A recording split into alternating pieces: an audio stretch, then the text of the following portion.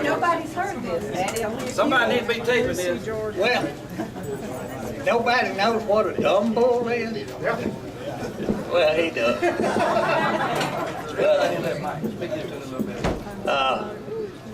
What it is, it's used to, you take a nail keg, knock out both ends of it, and then put a green rawhide on one end and let it dry and get real tight, and then put a string up through it, and you could put pine rosin on your fingers and pull it and make it roll.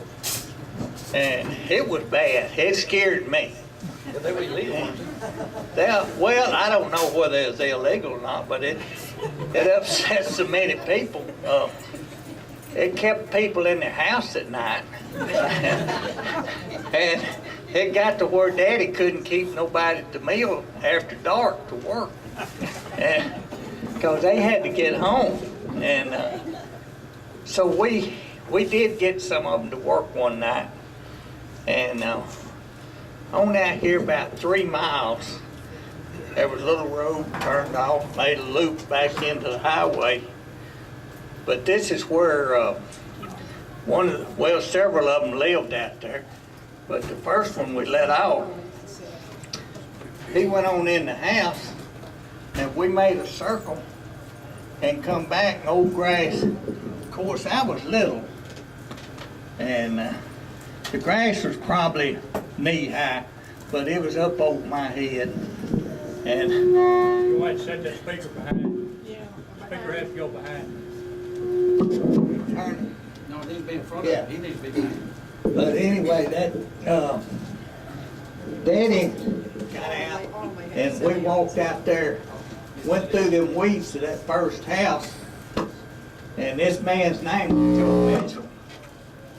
Sorry, Daddy, we're getting So when Joe got there, his wife hadn't brought any firewood in. Of course, that's what they cooked on.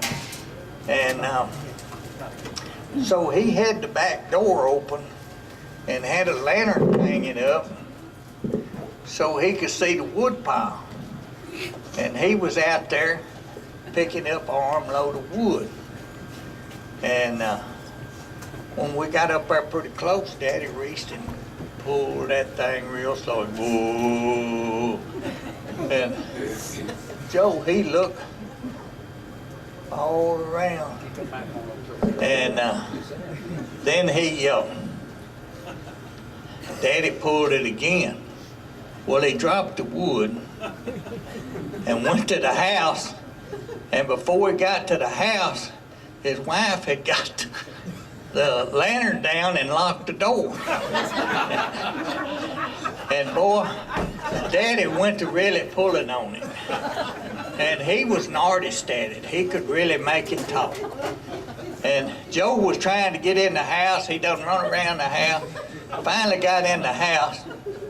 And in a minute, the back door opened and a shotgun shot right up in the air. You could see the front. And boy, Daddy started really pulling that thing. And here we started running. Well, I couldn't keep up. And it was scaring me too. I didn't know why we was running. But we run back to pickup, come back. And next morning, Daddy was asking Joe, said, what'd your wife have supper cooked for you last night? We didn't stay out too late, did you? Oh, no, sir. He said, she didn't get to cook no supper. How come? He said, man, he said, there was a lion out behind my house last night. He said, how you know? He said, man, it like to got me. And he said, how you know it did? He said, well, he said, I went out there this morning and I could see where all that grass was thrown down. And he said, did you see it? Oh, yeah. He said, it had some long teeth and the ears sticking up. And he said, I even shot it. You did?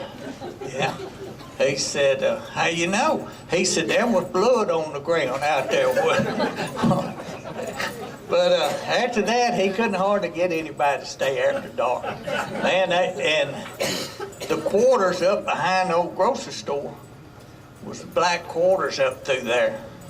And I guarantee you didn't find nobody out on the street after dark. There wasn't no lights on. I mean, they had the shades pulled, lights out, and it was strictly closed up then for a long time there. And there was a little old creek there, and Daddy would take it and run up that creek pulling it, and you didn't have to worry about anybody seeing you, because they couldn't. They was behind. But J.N. got in on a bunch of that. You tell it. You tell them about your experience with that dog. Go ahead, because I'm not up. Okay. But J.N. and Daddy, we done it so much, or they done it so much, till it got us in trouble. So Daddy come down to the house one night, and Mama Kate and Papa was living with us. Well, we didn't, the windows was all up, because we didn't have air conditioning. Right here, look here. She lived with us all. And those of you that act like Daddy and J.N. come up to the outside, it's done way after dark, and pulled that thing real low. And I said, what was that? And Mama Kate and Papa is like scared him to death. And I run to the window. Boy, he said, get your head back in here to bite it off. But it scared them so bad, we had to quit using it. And I never did know what happened to that dumb bull. I always wanted to get me another nail keg and build one. But I've never been able to. I found some bolt barrels and different stuff, but a nail keg has got a different contour to it, 'cause it's like a drum. So. I wanted you to tell about the time that you put the churn over your head. When the drunk You man- tell that.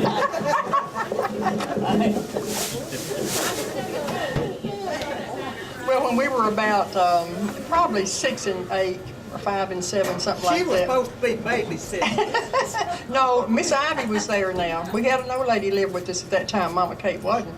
But anyway, our dining room, living room, dining room, kitchen was just like the house Mom and Daddy lived in when y'all all knew them.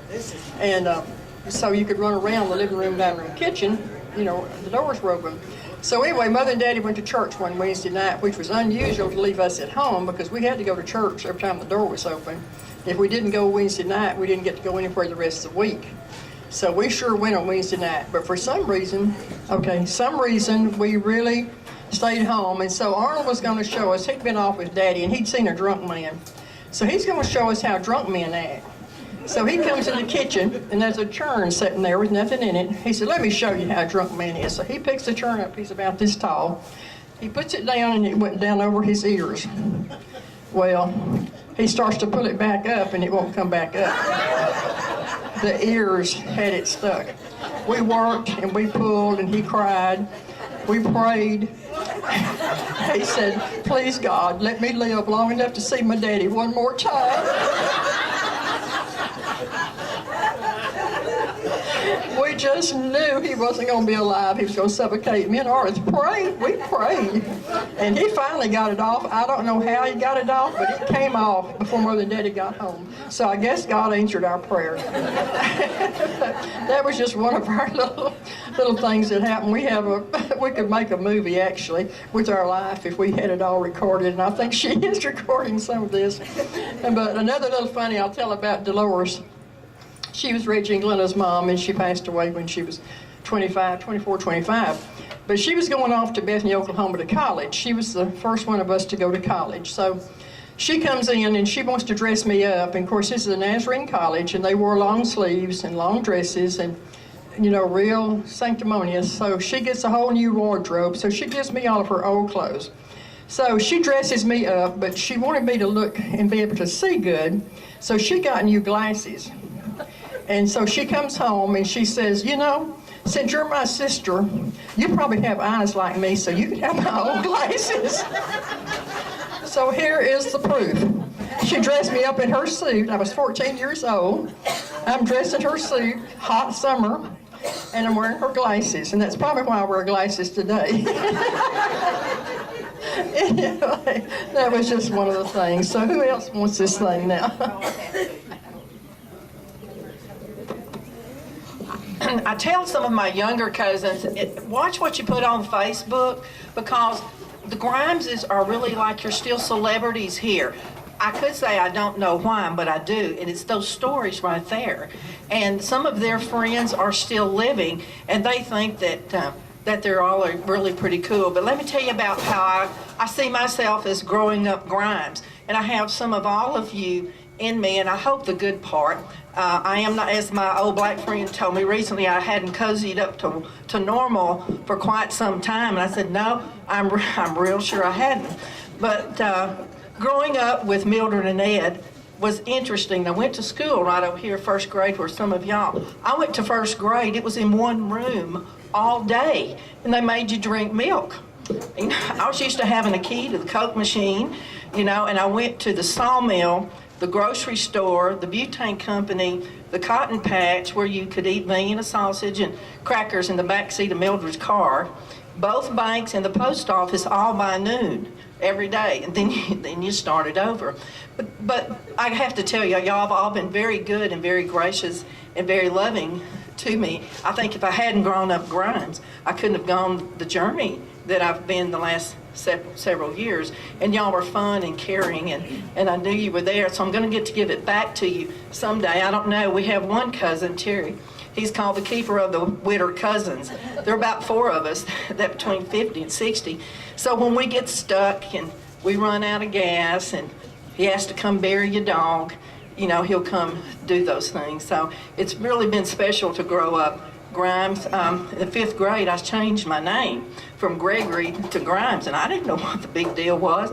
Grandma had to come from a parent conference. She didn't even know what a parent conference was in '65, that I could not change my name. I said, well, okay, but I'm going to grow up and be one. I just am. So I have, and it's been a lot of fun, and it's pretty cool living in Crockett and your brother being a plumber, because you just never know. But then some of my friends will pull on him. But anyway, I love my cousins and my family, and anyway, that's how that story goes. I've learned to cook. I'll never catch up with my Aunt Lenora, and I'm going to give this microphone because I got to get some more of her pie. Okay, we're going to let Reggie have it now. I'm going to tell one quick story, and then we want to hear the story about one of our ancestors. Some of you might have known, back in those days, sometimes you'd have a maid that would cook and wash and clean, and since Grandma worked and stayed at the store a lot of time, we had a maid named Lola. It's good. She was a devout Christian. She'd always, this is the way she would sing all day, and sometimes she'd break out into singing. But one time when I was about 10, 11 years old, I said a dirty word. I don't even know what it was. But back in those days, everybody watched the Friday night wrestling. And Lola, she put one of those put a headlock on me like this right here, and started dragging me to the bathroom. We're going to wash your dirty mouth out, and we're going to stop. We're going to clean you up. And she took me to the bathroom and held me over the sink and stuck an orange bar of soap. I'll never forget it. It was an orange bar of soap. She stuck that whole thing in my mouth and was splashing. Well, we're going to get your mouth clean now. We're going to, yeah. And it worked for me, because I never said any more. Around her, I was very careful. And she was a great cook. One time, me and Glenna, I forget what she fixed, but we had, I'm going to say it was beans or soup. Well, we decided we just going to play with our food. We weren't hungry anymore, so we could get everything you could think of in the cabinet. Salt, pepper, ketchup, mustard, mayonnaise. We were putting a little of every cereal. We put everything in there. We just stirred it up and laughing, and then we got ready to get up and leave. And she made us eat it. For wasting food. Yeah, that broke me on mixing stuff, I tell you. All right, we got somebody going to tell them. All right, come on. Some of y'all be thinking of some more stories.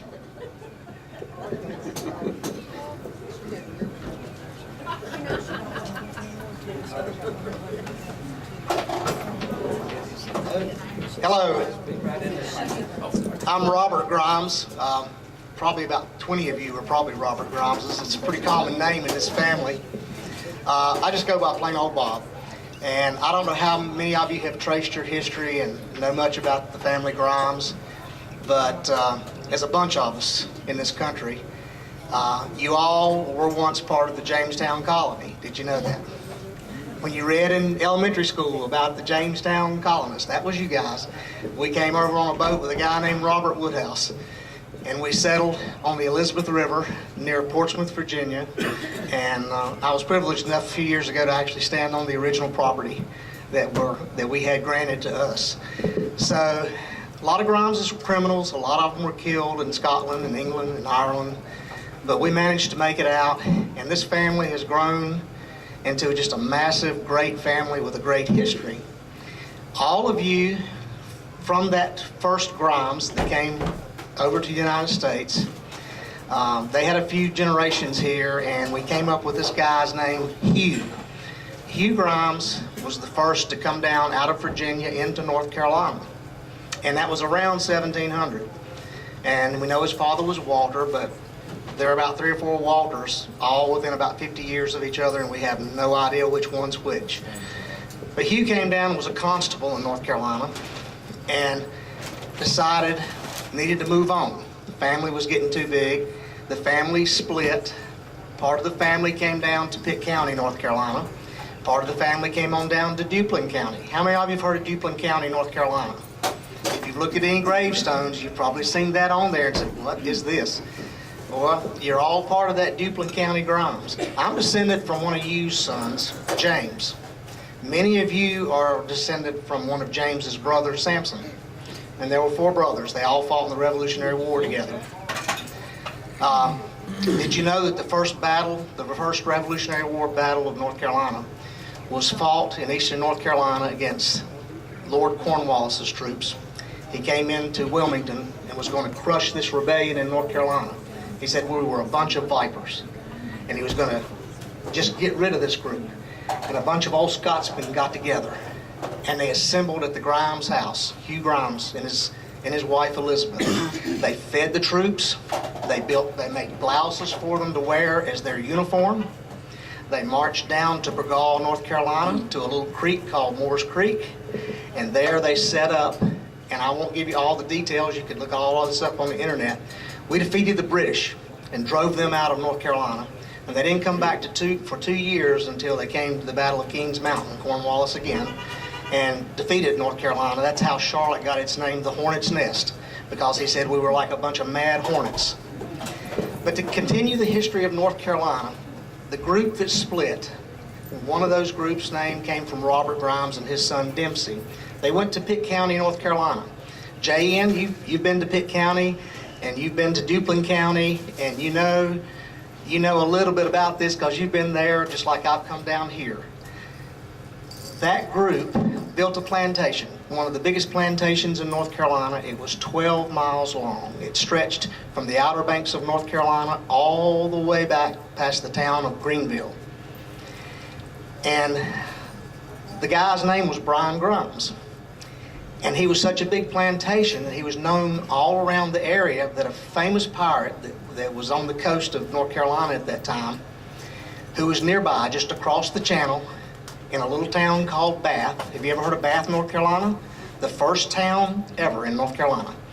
Blackbeard, the pirate, helped found that town and lived there, and would come across the Pamlico Sound, and he would dock up at the Grimes plantation. And if you've ever been on any old plantations, you may see a big circle on the ground, about the size of this room. It's a ditch. And wondered, what in the world do all these plantation people do with these big circles? Does anybody know? They cut pine trees. You've got a lot of pine forests down here in eastern Texas, just like we do in eastern North Carolina. And they would build a teepee out of the pine trees, and they would set them on fire. And as the fire burned for days, the pitch and the tar came down the wood and settled in the ditch. And they took barrels and they collected the pine tar. Of course, they got dirty. Their feet got tar on them. You ever heard of the Tar Heels of North Carolina? Okay, that's how we got our name. We're Tar Heels. Brian Grimes traded with Blackbeard the pirate. And he did so for years. When his ships need working on, he would come to the Grimes plantation, he would buy pitch, he would get pine to do repairs on his boat, and you might think, gosh, we traded with a pirate? We got to realize in eastern North Carolina, Blackbeard wasn't a pirate. He was a patriot. He fought the British. He attacked British ships. He took over British ships. The British hated him, the Americans loved him. He threw lavish parties for the people that lived around him. He gave them clothes, he gave them money. He sustained eastern North Carolina until the British finally tracked him down and killed him and beheaded him. But in that look, in that search for Blackbeard, Blackbeard had a sister, and he feared for her life because they knew the tactics of the British soldiers. They would capture family members, they would torture them, they would get information that they needed, and then they could track down Blackbeard. And he knew this would happen.